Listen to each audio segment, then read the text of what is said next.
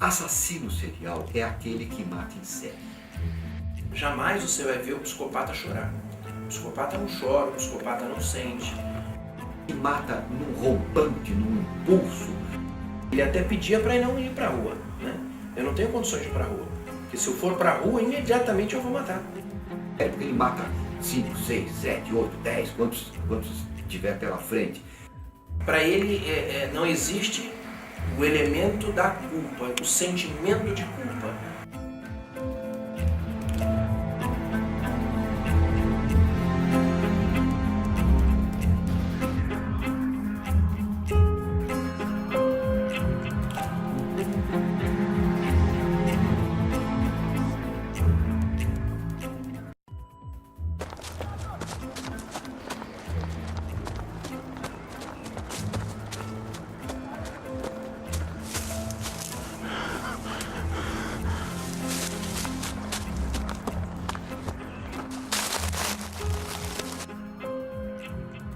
Veja, assassino serial é aquele que mata em série. Tá certo? Então, esse é o ponto básico. Então você tem, na minha concepção, você tem basicamente dois tipos de assassinos seriais. Você tem aquele que mata em espaços e espaços de tempo em tempo, ele vai matando um, outro e tal. E você tem aquele que mata em série várias pessoas. Um é um processo diferente do outro. O primeiro processo desse que mata devagar, que este é tido como o assassino serial propriamente dito, né? Que seria, digamos, ligado já à psicopatia, aos psicopatas e tal. O outro que mata num rompante, num impulso, mas também mata em série, porque ele mata 5, 6, 7, 8, 10, quantos tiver pela frente, é um outro mecanismo mental, mas ele não, na minha concepção, ele não deixa de ser um matador em série. Pode não ser típico, como querem dizer dos outros, que são, digamos, esses que matam pensadamente e tal. Vamos dar exemplo, o Chico Picadinho,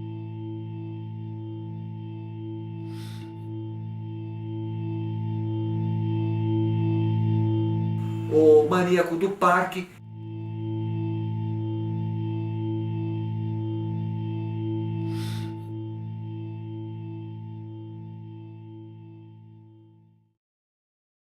Eles matavam de quando em quando. Teve um monstro, que eu não me lembro o nome dele, monstro do Trianon.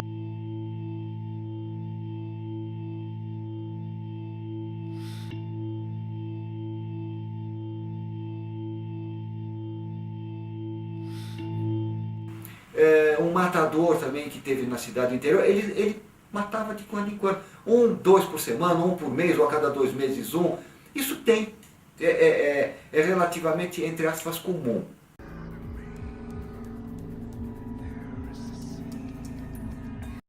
Veja, primeiro a gente tem que saber separar uma coisa. De que maneira o serial ou aquele que eventualmente pratica crimes em série, como é que ele vai ser classificado? No Brasil a gente tem que fazer bem a separação.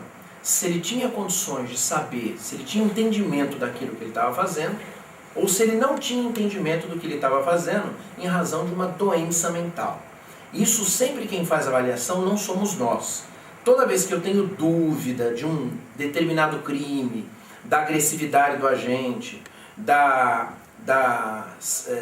forma em série com que ele pratica o crime, se nós temos alguma dúvida sobre algum problema mental que ele venha a ter, a gente para o processo e nós vamos então consultar, na verdade é um parecer, é um laudo sobre a rigidez mental dele, como é que a situação mental deles se configura naquela situação.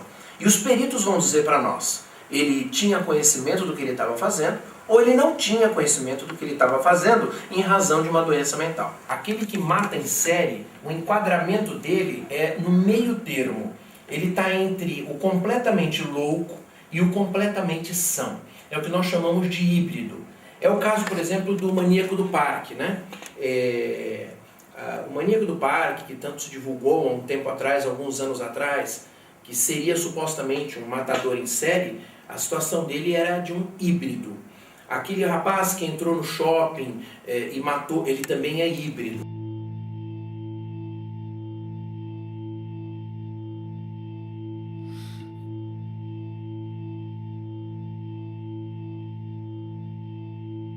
Então são pessoas que vão receber uma penalização, mas a pena ela será efetivamente reduzida.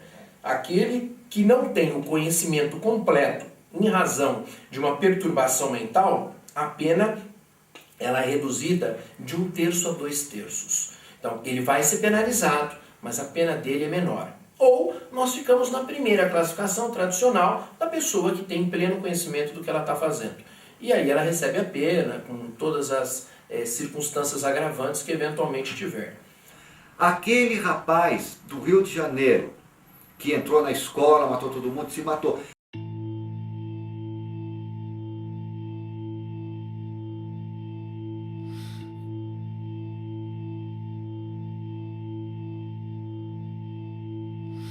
É também um assassinato em série. É num momento só. O momento é único. Mas eu tenho como uma morte também serial. Você teria um outro tipo de assassino em série que também não deixa de ser um assassino em série. Pode não ser aquele que a mídia diz que é aquele que mata de quando em quando, sem motivo, etc. Você tem, por exemplo, o assassino de aluguel, o pistoleiro profissional. Ele é um assassino em série. Só que ele ganha para isso, mas faz.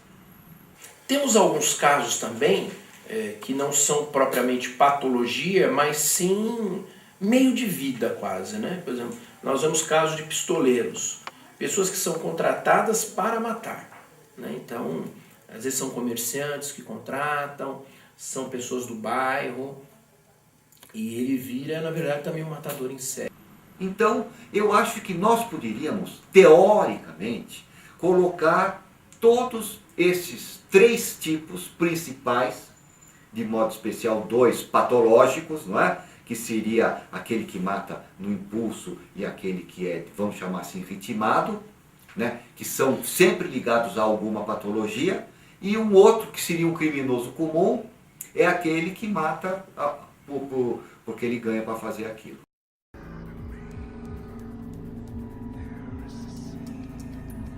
Nem sempre é possível coletar tudo. Algumas coisas dependem da colaboração do próprio acusado, e às vezes isso nós não temos, ele não quer falar. A prova também não alcança efetivamente completamente a verdade. Então você trabalha, vamos dizer, com um quadro, é como se fosse um jarro quebrado, em que você vai atrás dos cacos e você vai tentando recompor um jarro, mas que sempre vão ficar aqueles fios em que você olha para o vaso e fala, não está completamente, esse vaso quebrou. Então, acho que na área penal a gente faz um pouco esse trabalho, a gente tenta colar, mas sempre fica um buraco ou outro, e que não permite, às vezes, por inúmeras circunstâncias, da gente conseguir reconstruir o fato por completo. Até pela dificuldade de você obter uma prova boa, a polícia obter para todos nós uma prova adequada, nem sempre isso é possível. A parte pericial ainda é uma parte muito fraca, muito obsoleta, né? Nós ainda temos uma polícia que ela parte do criminoso para o crime e não o inverso, né? Em outros países mais avançados, eu vou trabalhar do crime para o criminoso. É diferente, eu vou trabalhar do crime com prova pericial, eu vou fechando até o momento de chegar nele, é inevitável. Quando chega nele, o conjunto de provas é tão forte que é difícil você escapar. Aqui eu vou do criminoso, tanto que quando ocorre um crime, você pode observar, a primeira coisa que vai sair no noticiário é quem foi. Então sai todo mundo desesperadamente atrás de quem foi, descuidando-se por completo da cena, dos cuidados com o corpo, descuidado com o local, descuidado com os objetos, as fotografias. Às vezes a gente recebe laudos de um local de crime com 2 fotografias.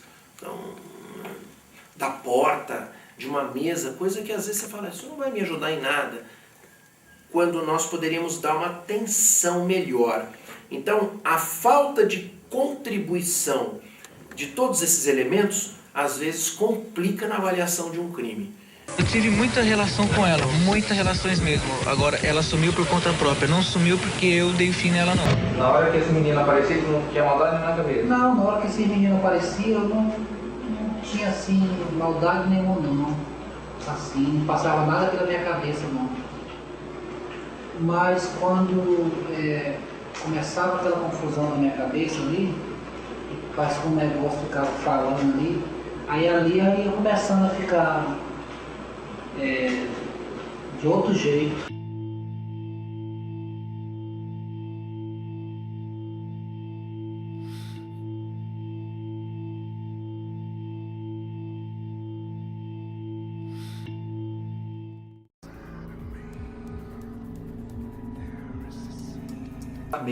Absolutamente doentia, perturbada. Por que perturbada? Aí você pergunta para mim, mas como se ele raciocina?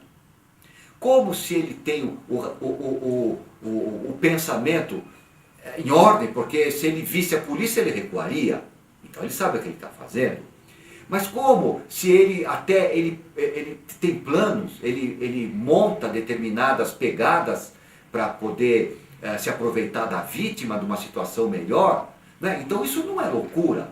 A gente percebe esse aspecto da serialidade, da maneira como ele pratica crimes, né? É uma cabeça, é como se a gente dissesse assim, enfim, eu na área da psiquiatria eu sou leigo, mas é como se nós disséssemos assim, é um câncer em metástase, é incurável, realmente ele não tem cura.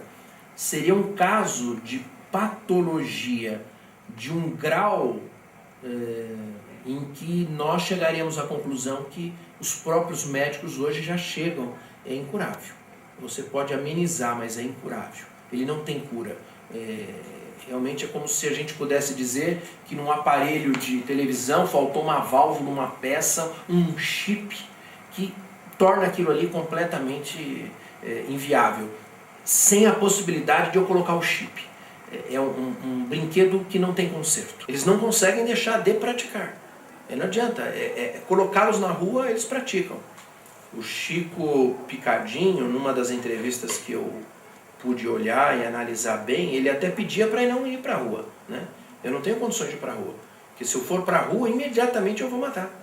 Eu não tenho estrutura psicológica, psiquiatra, para ir e voltar para a rua. Então é assim, é aquilo que eu te disse, é algum tipo de déficit mental altamente comprometedor que leva o indivíduo a agir dessa maneira, né? Ele planejou. Então, se ele planejou, como é que é louco você, Guido, está falando que ele é louco? Aí eu devolvo a pergunta para você. Mas por que louco não planeja? Por quê? A loucura é o facelo caótico, o esfacelamento caótico da mente. Eu nunca vi o louco rasgar dinheiro, eu nunca vi louco aquele que põe um sorvete na testa. Isso não existe. Um psicopata é uma das pessoas mais difíceis de você enfrentar. No teu local de trabalho, porque o psicopata, ele ao mesmo tempo em que ele é frio, ele não é uma pessoa desagradável, ele é dissimulado, mas quando você vê, você já está envolvido nisso. Ele é terrível.